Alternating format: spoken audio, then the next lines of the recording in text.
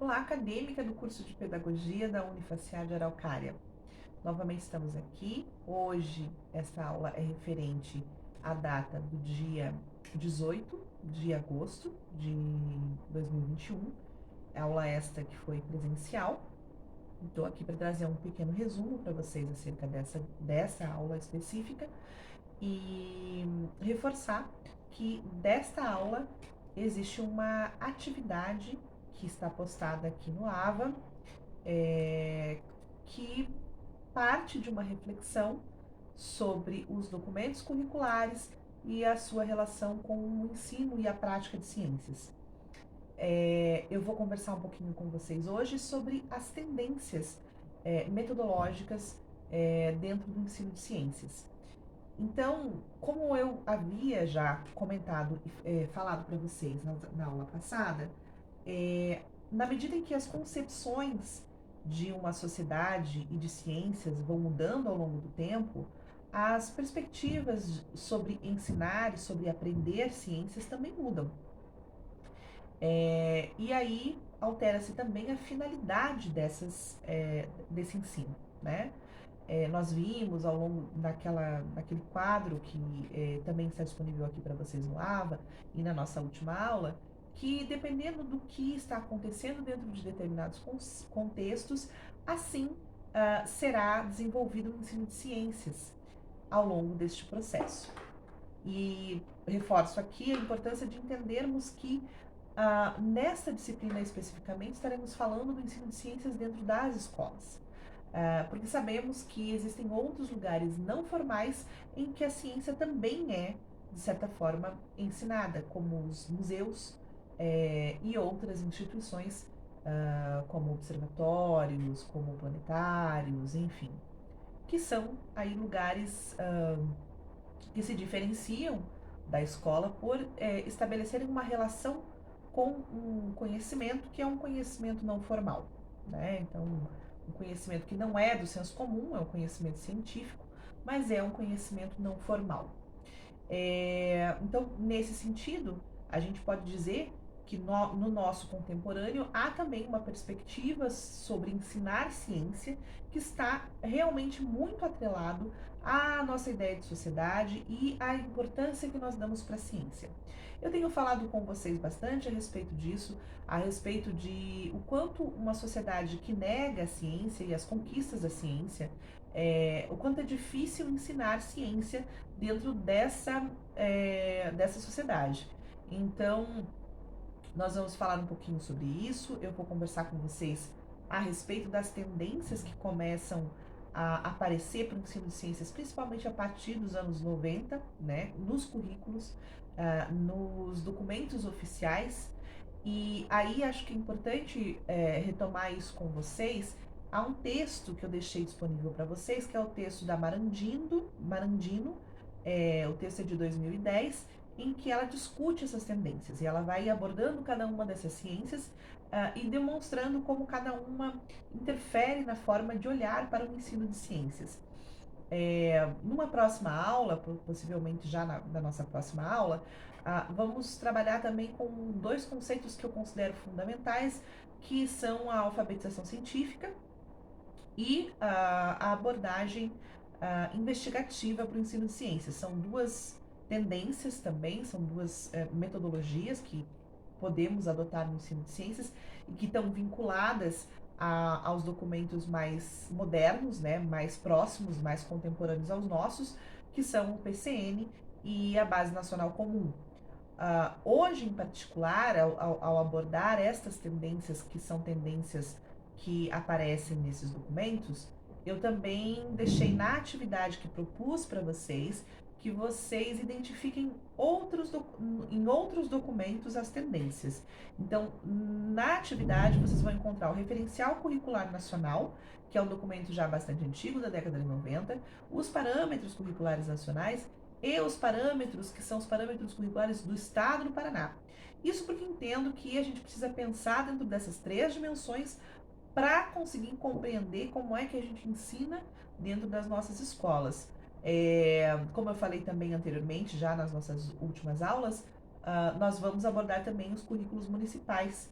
Isso porque brevemente teremos um concurso e dentro do nível municipal nós temos documentos norteadores que são específicos do município de Araucária, do município de Curitiba, do município de Contenda, do município, enfim, da nossa região aqui, para que vocês possam tomar conhecimento desse material e saber que, de fato, as perspectivas, embora sejam próximas, se conversem, elas são diferentes, né?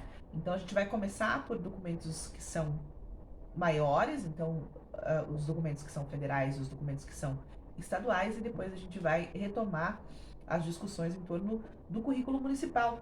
Isso porque a gente precisa entender que ao planejarmos o ensino, ao planejarmos as nossas aulas, a gente precisa sim fazer essa relação entre a nossa prática, a questão da metodologia e as nossas teorias, né? Aquilo que a gente ensina como teoria, aquilo que dentro da faculdade vocês vão ver como tendências pedagógicas ou ainda como metodologia de ensino. Essas teorias, elas vão fundamentar a prática de vocês.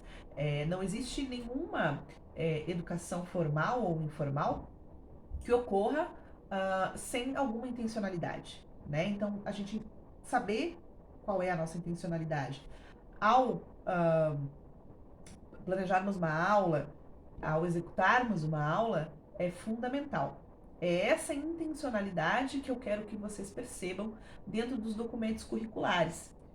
Nem sempre é fácil, às vezes a gente pode confundir ou pode, enfim, acabar não percebendo as intencionalidades dentro do currículo, mas também estamos aqui para fazer esse movimento, para que vocês compreendam como é que essa teoria se relaciona com a prática dentro da praxis de vocês. Sendo assim, é preciso ter clareza, né?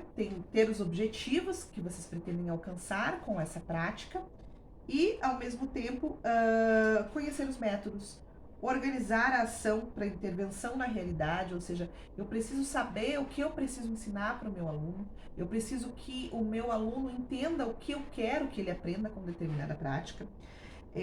Previsão, previsibilidade, ainda mais no ensino de ciências, quando a gente trabalha bastante com atividades de práticas, né, de investigação. Então, isso é fundamental, prever o que você vai fazer, ou como você vai abordar determinados assuntos, pesquisa e reflexão. Para que assim a gente possa ter uma crítica permanente sobre o nosso trabalho e, ao mesmo tempo, possibilita que a gente reorganize o nosso trabalho quando ele não ocorre da forma como nós tínhamos inicialmente planejado. Existe uma frase que eu ouço muito, né, que é muito característica, que diz que eu ouço meus colegas muitas vezes falando, né, de que na prática a teoria é outra, que quando você chega na prática de sala de aula, você percebe que talvez aquela teoria que você tenha visto não faça muito sentido. Agora, se essa frase de fato diz sobre a nossa realidade, ela nos diz que existe uma teoria por trás dessa prática. Então, pode não ser a teoria que você aprendeu na faculdade ou no magistério, mas existe uma teoria por trás daquela prática que você está fazendo. E eu acho importantíssimo, fundamental, que a gente consiga saber o que é que a gente está querendo formar. Quando a gente pensa nessa formação para a cidadania, nesse cidadão que a gente pretende formar, né, dentro das nossas salas de aula, é substancial, é fundamental que a gente compreenda que determinadas práticas metodológicas, que a adoção de determinadas práticas, de determinada metodologia, vai ser fundamental e vai ser definitiva no tipo de cidadão que eu vou estar formando, enfim, ao longo desse processo em que essa criança está comigo dentro da escola. E aí a gente precisa, além de entender essa intencionalidade da nossa prática, a gente também precisa saber para que serve a nossa disciplina, para que serve isso que eu estou ensinando para o meu aluno, né? Então a gente discutiu isso nas últimas aulas, né? Para que a gente ensina ciência para as crianças? E hoje eu vou trazer para vocês algumas tendências metodológicas no ensino de ciências. Então, quais são essas tendências, né? A primeira delas vai ser o cognitivismo, ou abordagem cognitiva.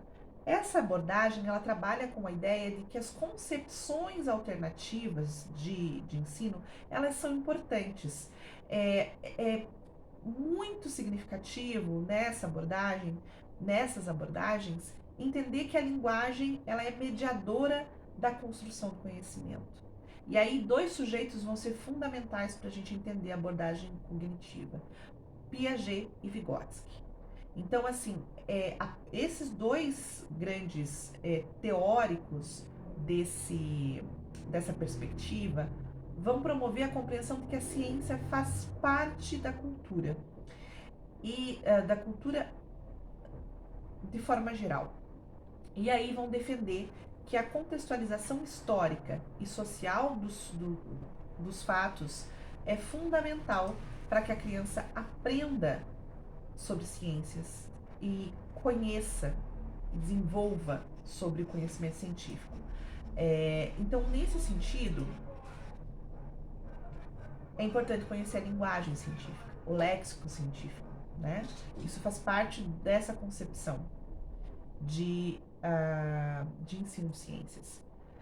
Vamos ter também a abordagem baseada na história e na filosofia das ciências, que vai defender que é necessária uma contextualização histórica e social de fatos científicos.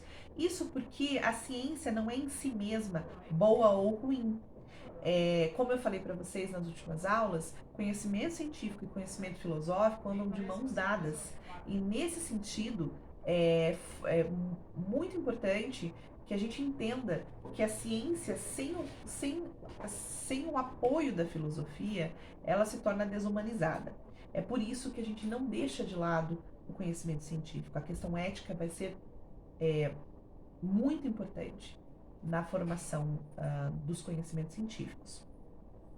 Então, nessa visão, há uma crítica à ciência, dos seus impactos na sociedade, e isso pode auxiliar o posicionamento dos indivíduos sobre seus efeitos. Ou seja, quando a gente ensina ciência a partir da contextualização histórica e filosófica dela, a gente vai entender que fazemos parte do ambiente, e por fazermos parte do ambiente, nós o modificamos e nós interferimos nos destinos do planeta.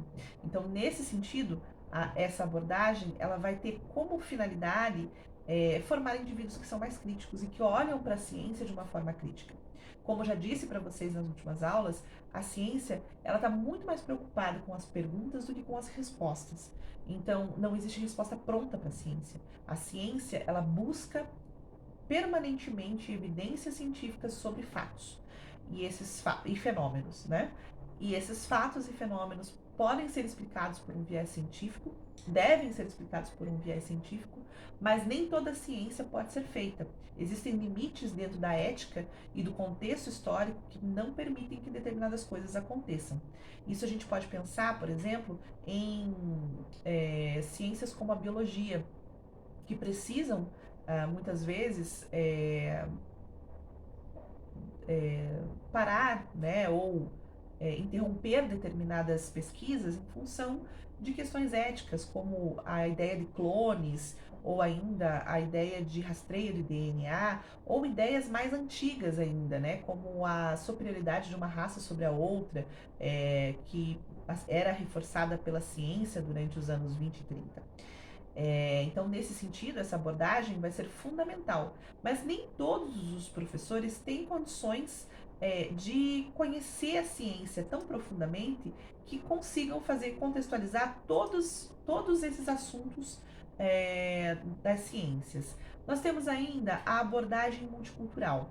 Nessa abordagem, há uma defesa de que a gente entenda a importância de considerarmos as diversas formas de produção do conhecimento, associadas a diferentes manifestações culturais, buscando o protagonismo e o respeito para as diversas culturas dentro do espaço educativo.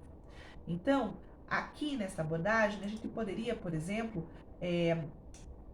falar a respeito da importância que tem a gente mostrar para os nossos alunos de primeiro ao quinto ano que, embora que da mesma forma que os gregos antigos davam nome às constelações, né? a partir da sua mitologia, também os indígenas brasileiros, os povos originários, também deram nomes às constelações. Então eles olhavam e observavam o céu e a partir dessa observação eles também davam nomes, né, para as constelações que eles conseguiam ver aqui do nosso hemisfério sul. Nesse sentido, quando eu for trabalhar com esse conteúdo com as crianças, eu devo abordar não apenas os conhecimentos que foram legitimados do ponto de vista das ciências de forma geral, mas também aqueles conhecimentos que são considerados periféricos, mas que também são científicos, de certa forma, né? Do ponto de vista antropológico, por exemplo. Então, quando eu olho para essa abordagem, eu trago a possibilidade de ampliar o conhecimento dos meus alunos sobre a diferença e sobre as diferentes formas de olhar para a ciência. A gente tem ainda as abordagens que são CTSA, Ciência, Tecnologia, Sociedade e Ambiente, bastante presente nos PCNs, procuram relacionar então a ciência com suas aplicações tecnológicas, os fenômenos da vida cotidiana, abordando os assuntos e fatos e aplicações científicas que tenham uma maior relevância social, abordando as implicações sociais e éticas que são relacionadas a esse uso da ciência e do trabalho científico. E, assim, é possível ao estudante, ao educando, adquirir uma compreensão maior sobre a natureza da ciência e sobre o trabalho científico. Temos ainda, e por fim, as abordagens das TICs, que são as tecnologias aplicadas à educação. E nessa compreensão, a abordagem compreende que para aprender as ciências é preciso conhecer e utilizar e aplicar e produzir as tecnologias dentro de sala de aula.